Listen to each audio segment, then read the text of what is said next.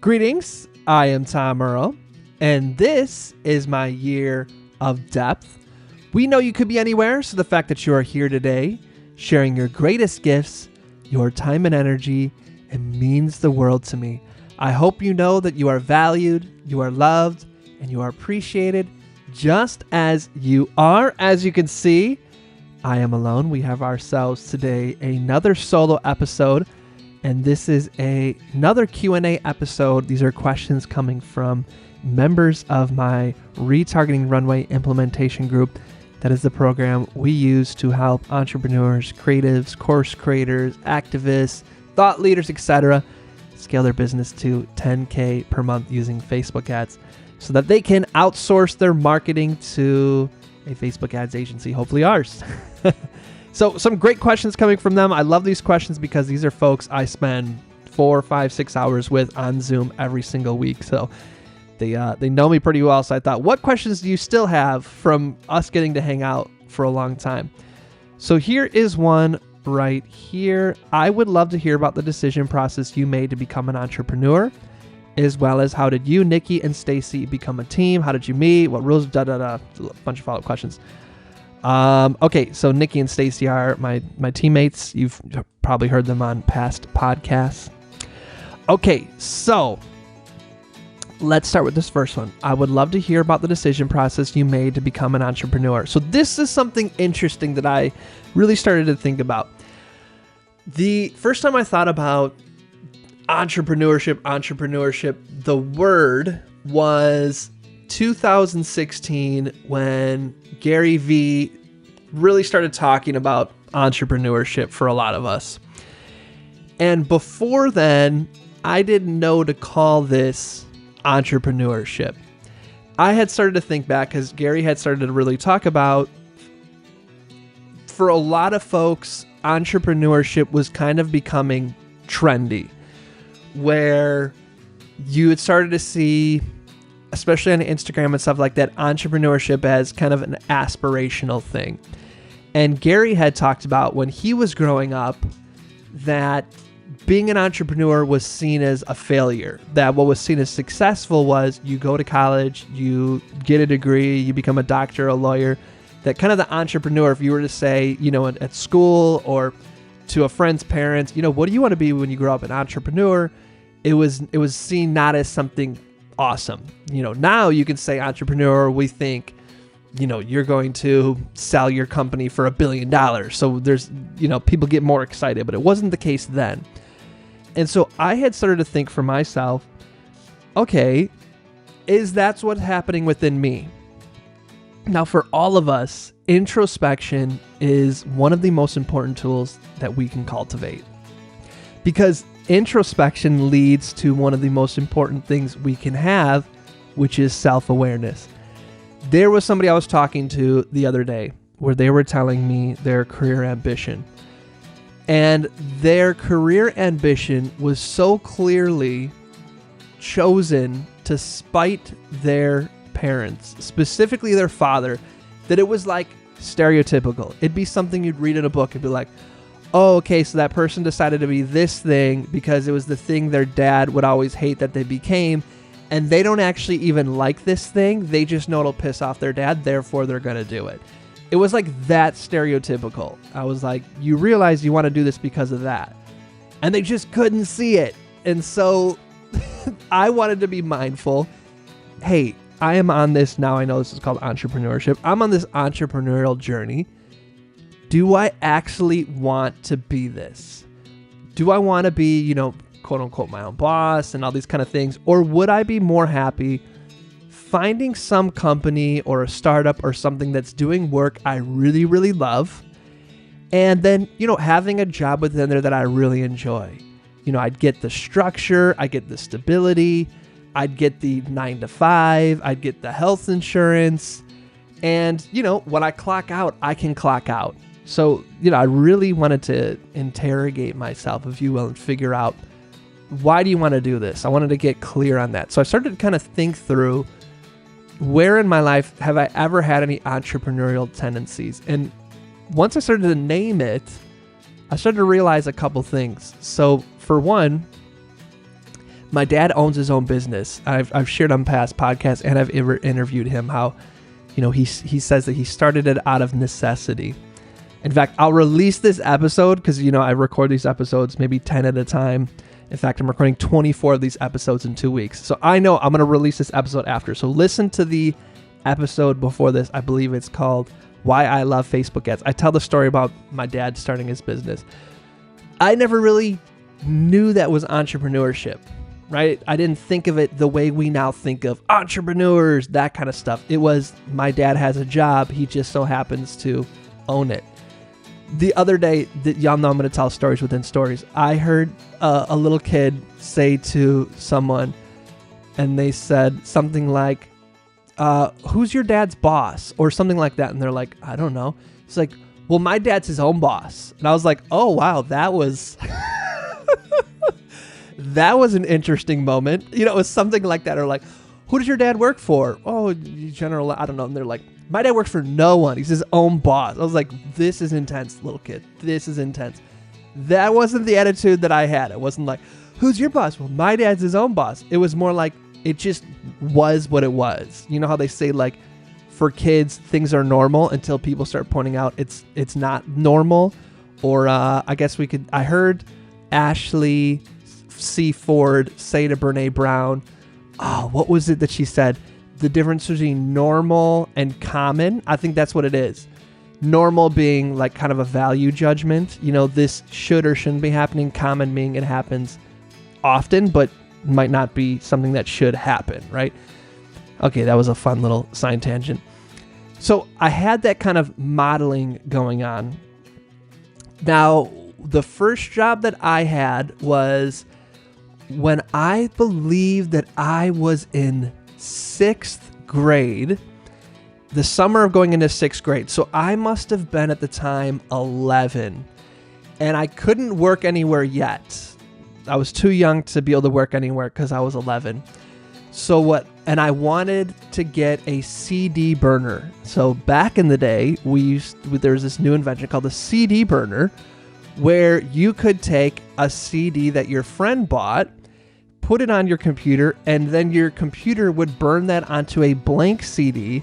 And now, where you paid, 30 cents for the CD, you now get your friend's CD. Or you can make mixes. You can go online and you have this song and this song and this song that you illegally downloaded from Napster, and then you could burn those onto a CD. So this is for my folks out there you've been living with Spotify. And so I wanted one of these things. And so I was like, how am I going to do this? So I found one friend in the neighborhood. So we lived on what was called Elm Island, and it was basically an island connected to the mainland through kind of this like swamp. So picture like a full circle, okay, with woods in the middle, and then the full circle is surrounded by a huge lake and a river. That's where we lived. So this friend, he was older than me, I think by 3 years. So he must have then been probably a freshman in high school by that point. So he was actually able to work somewhere. So we were kind of like buddies, if you will. I don't know how we thought of it. I don't know. I wish I remembered where this came from. But we decided what we were going to do was to basically, what would happen is there's, seaweed. It wasn't sea, but basically almost everybody had some sort of boat, because basically every single house here was on the lake because it was a circle. There wasn't any houses not on the lake. So you had, maybe 100 houses in a circle, all of them on a lake, all of them had boats. But what would happen is most of us lived on the river that would connect to the big lake. And so you'd get all this seaweed and stuff that would be all around your boat. And your boat motor would like get stuck a lot trying to suck it up. So what we did is we said, what we're going to do is we are going to rake out all of that seaweed from in front of people's piers, so that when they look out their window, it's like this really nice water and they don't have to worry about their boat, getting caught up in the seaweed. So then what we did is we went out and started pitching. We'd knock on people's doors, me, this 11-year-old kid, him, this like 13-year-old kid, be like, hey, we are going to help you rake out your stuff. We're going to do this. We're going to do that.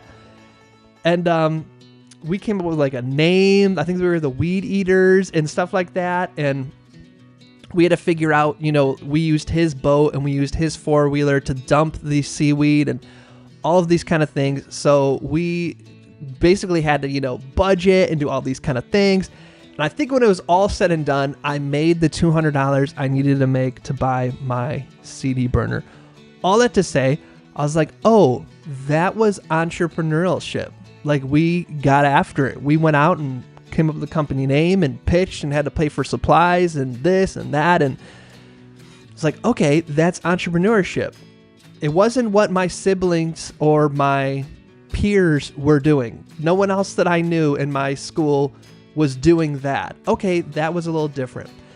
But really where entrepreneurship manifested itself in my life, so this is all getting back to the question. Y'all know, if this is your first time listening to one of my podcasts, I usually line up about 6 or 7 different questions, and then I basically tell about 17 stories and take 30 minutes to answer one. So it's just, we have to just accept this is who I am, okay?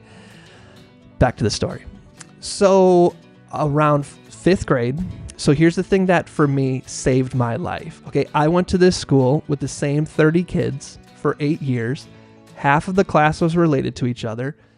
Most of them were jerks. It was not like, it was a fun school. I learned a lot, had good friends, but it was basically like, if you don't have this certain last name, you're really not going to get very much social capital. Now, what happened for me is I started to play hockey right around 2nd grade. So I think I must have been so young, like 5, 6, something like that. I started to play hockey. And so since I started so young, by the time I was in 5th grade, I was pretty good at it. And so I was on this traveling hockey team where I got to go all over the Midwest, Minnesota, Ohio, Iowa, all over Wisconsin, just getting to play with, meet different people. And I remember vividly, after one of our games, one of my friends, his name's Chris Hun. Chris Hun, I know you're looking down on us. Chris has died since then. We love you, Chris. Amazing person. I'm getting a little choked up. Didn't anticipate going into this part of the story. We love you, Chris. So I got out of a hockey game, and Chris was on my team, and he was in his dad's van. He's like, Tom, you need to come listen to this. And he played this song called Twist by Korn. And if you can, I want you to, after this episode's done, go on your Spotify, look up Twist by Korn, Korn. It's 56 seconds long. And basically what it is just random noises. Like the person's like, Jonathan Davis just goes like, he just does that with like guitars going crazy and drums and people just, ah! Y'all, it blew my 10-year-old mind. Blew my mind. I was instantly, it changed the entire path of my life. You would not know me right now if I had not heard those 56 seconds. I instantly was like, that. I want to do that. That's what I want to do with my life. I went home and was like, Mom, I want to buy this Korn album. They had a song called Adidas. All Day I Dream About Sex, Adidas. And then they had this song called Porno Creep. And Mom was like, I know what Adidas means. All Day I Dream About Sex. You are not getting this album. I was like, please, please, let me get this album. Please, please, please, please. She was like, nope. Then I got strep throat, like really bad. Like I was so sick. I was like, Mom, barely could talk. Mom, please, can I get the Korn album? And now that I know my sweet Jayama, if she was that sick and all she wanted was something that I had been saying no to, I'd be like, yes, just please be happy again. So my mom got it for me and just, that was it, done. I knew that I wanted to be in a rock and roll band. I remember I'd be in class and the teacher would just be talking and I would just be like envisioning me, heavy metal band. It's going to be amazing. So that was the dream. That was the goal. How do I start a band? How do I make money? How do I become famous in this band? And I would say my whole life ever since then has really just been about bringing that vision to reality. Even now, that is still my goal. Be a pop artist out there. I'm not going to be heavy metal anymore. Pop artist out there. It will happen, y'all. We are. Right today is January 25th, 12:09 p.m. It will happen. Mark the date. Anyways, that, looking back, totally became entrepreneurship. We had to build the company. What was the company? The band. The band needed a name. It needed marketing. I had to find coworkers who were my bandmates. We had to build a website. This was back in 2002. We were building websites. By we, I mean I was building websites. I didn't know about brand photography, but what we do? We would take photos. The first photo ever of my band, and I think I have a photo of it somewhere. We had my little brother stand on a ladder, and we had our drummer sit on his drum stool, and all of us stood around him like looking hard and angry and took those photos. Those were our brand photos. We need to find customers. To find customers, we needed opportunities. We would then have to find shows to perform at. We'd have to connect with those people. We'd have to build an audience. And so starting from, I don't know, the first band I remember being in, I must have been 12. All the way till now, creating music. Then it became spoken word, putting myself out there. Looking back on it now, that was 100% entrepreneurship. Everything I needed to learn to now transition into what it's, now Facebook ads, I learned from being in bands, being in music. So that was, let's see what the original question was. I always interpret these however I want. I would love to hear about your decision process to become an entrepreneur. My decision process to become an entrepreneur was I heard Korn and I wanted to become that.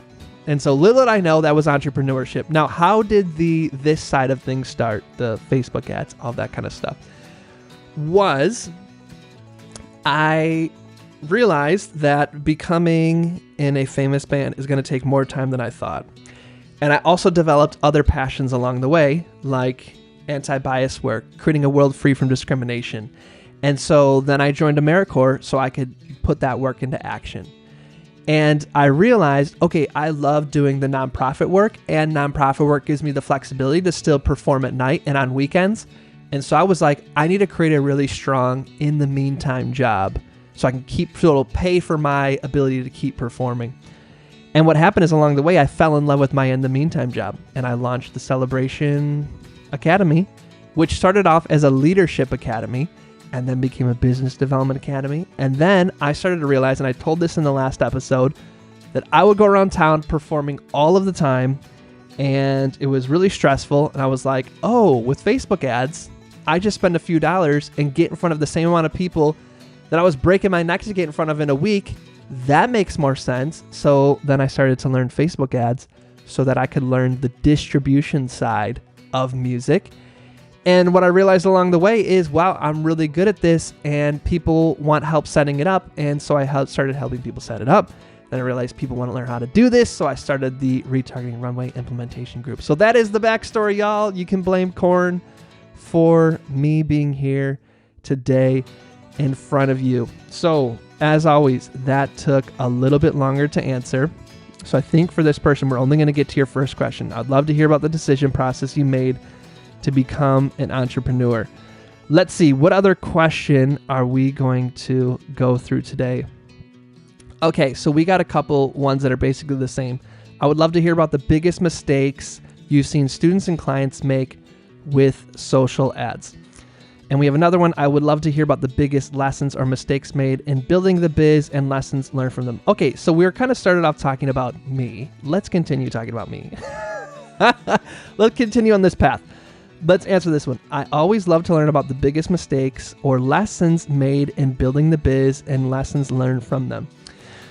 What would be the biggest mistake that I have made in the business? Okay, so what we got to do to unpack this is, what's the difference between a lesson learned and a mistake? I would say you can't have a lesson learned without a mistake. So I need to unpack in my own mind the negative connotation around mistake. When I hear mistake, and this is fun, I'm unpacking this, I hear wrong. You did something wrong. You hurt somebody. You did something mean. That's a mistake. That's wrong. That's not what this question is asking. It's not what mistakes mean. So I would say, let me give you some things that happened along the way that I realized I need to do something different. Let's put it that way. That's the way that it's accessible for me. What were some of the biggest moments you had where I need to do something different? So I launched the Celebration Academy in 2016. either 2016 or 2017. I have to think hard about it. It took me a long time to launch. I recorded all of the courses in July. One lesson learned that I have grabbed, and I'm learning it again right now, is you do not want to be recording your podcast and your videos, anything that's long form content, during the summer. The reason being is to do that, I'm in this room right now. The fan has to be off. The air conditioning has to be off. I'm looking at the thermometer right now. It is 80 degrees in this room. There is no air. There is nothing because I have to have complete silence. Luckily, I'm not recording video, but if I had video, I would have hot lights on me. So we were recording those in the summer. I found then, is reiterated now, you want to, if you can plan your production schedule, you want to make sure you're not recording any stuff in the summer because it gets really hot. So anyways, all that to say, Adora was so helpful. She helped me record all of those videos. Content was recorded. It took me until January to actually launch the program. So January, July, August, September, October, November, December. So 7 months, almost 7-8 months to finally launch it. So excited, was like, this is going to be awesome. Launched it. How many people bought, do you think? In that first month, none. How many people bought, became students in the second month? None. What about the third month? None. What about the fourth month? None. Fifth, sixth. It wasn't until the 10th month, November, towards the end of November, one person finally bought. It was my good friend, Grant. Grant, if you're listening, I appreciate you. That meant so much to me. And what Grant said to me was, hey, I immediately called him. Was like, thank you so much. And he was saying, I went and saw, who did he say he saw?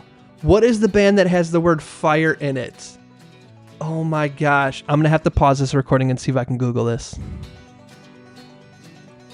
Funny enough, y'all, I literally just paused the recording and went on a Google rabbit hole, and it's not ringing a bell.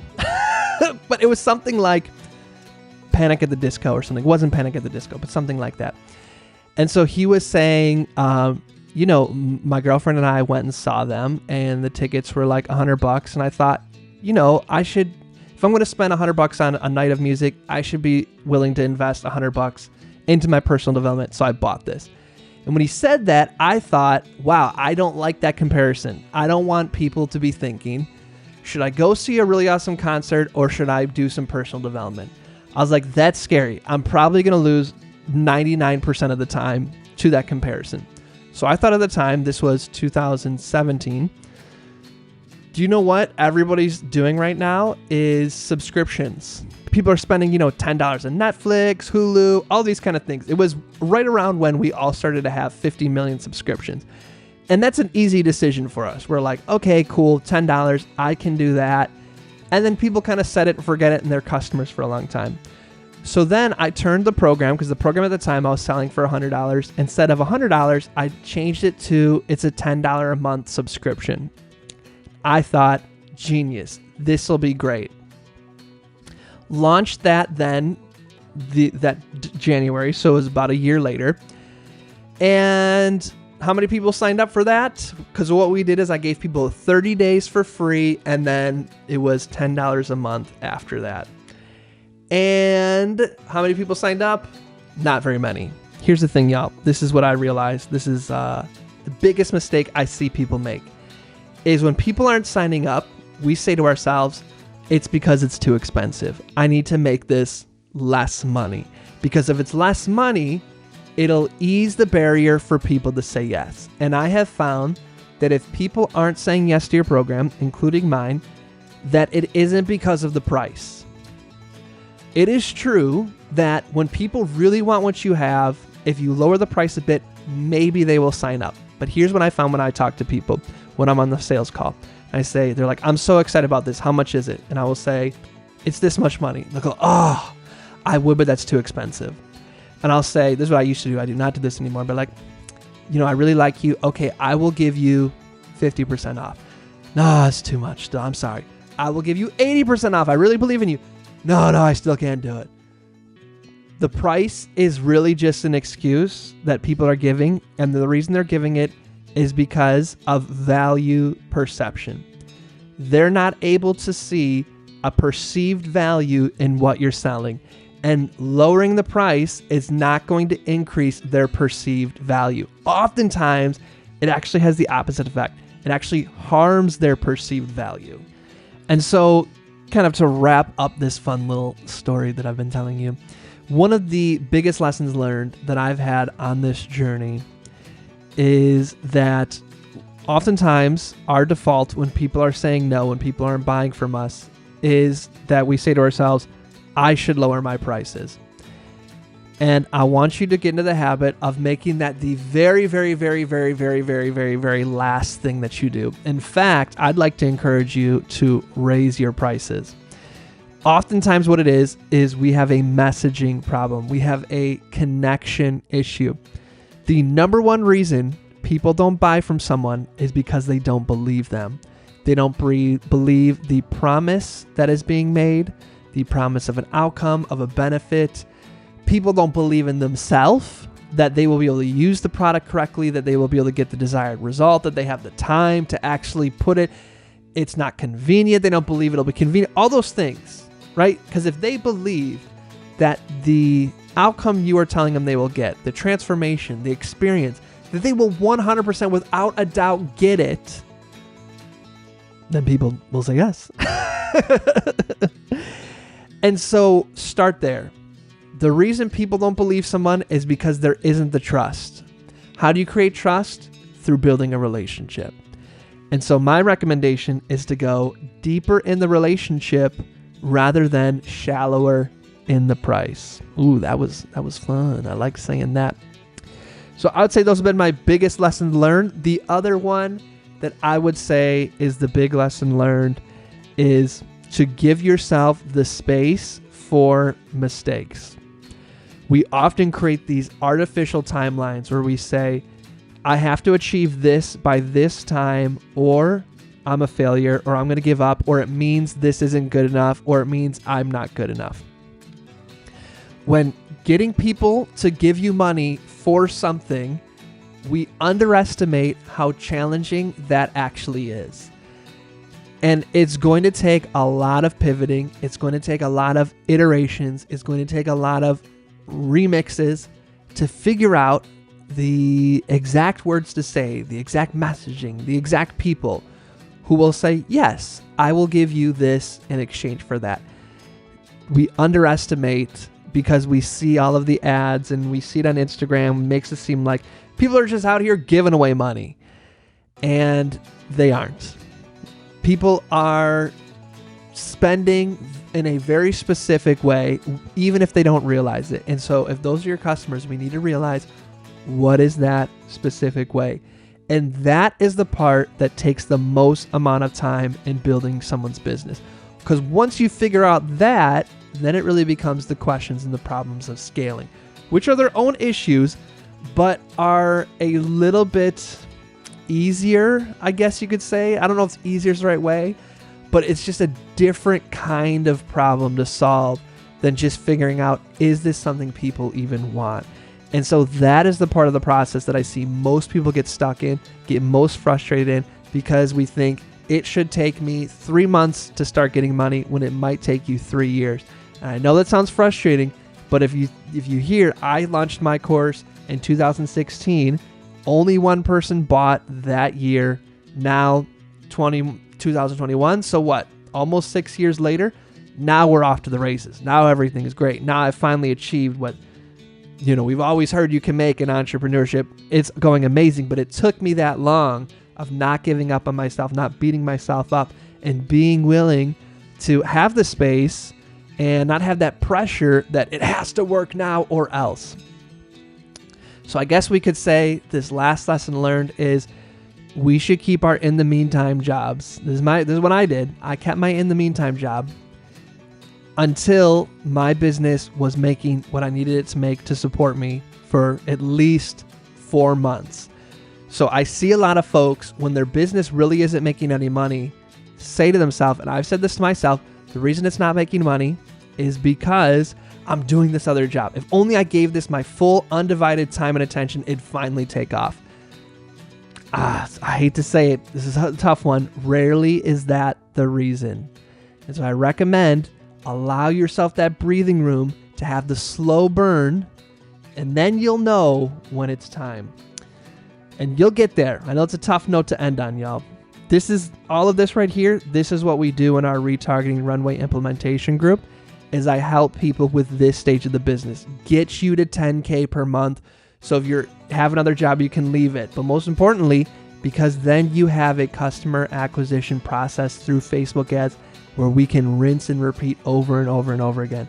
So if you want to learn what that exact process is that we teach folks in the retargeting runway, you can go to tomearl.me/ads, tomearl.me/ads for free. You can get our entire process right there. Y'all, this has been amazing. I would love to know your thoughts on this or any of the episodes. You can email me, tom@tomearl.com. Text me if you have my number, or social media @TomEarlArtist. My invitation to you is to activate the power of introspection, because that'll allow you to tap into the most important tool you can have, and that is self-awareness. And the way we become introspective is by asking ourselves uncomfortable questions and then sitting in the space of that discomfort, looking in the mirror and asking, is this really what I want? Why am I doing this? What are the influences that may have inadvertently, subconsciously led me to this point? Am I doing this because I want to prove someone wrong? Am I doing this because I want to prove I am worthy or I am important? If it is yes to those are explicit reasons. Explicit goals are highly correlated with addiction and unhappiness. So I want you to go within and figure out what is the implicit goals, what are the internal goals that are actually going to make you happy, that have nothing to do with anyone else. Get clear on that, y'all. That's how you live a life not only of success, but of fulfillment. I appreciate you all so much. As always, I'm wishing you peace and blessings. Thank you. One more thing. I'd love to continue the conversation. Feel free to join me at tomearl.com/join.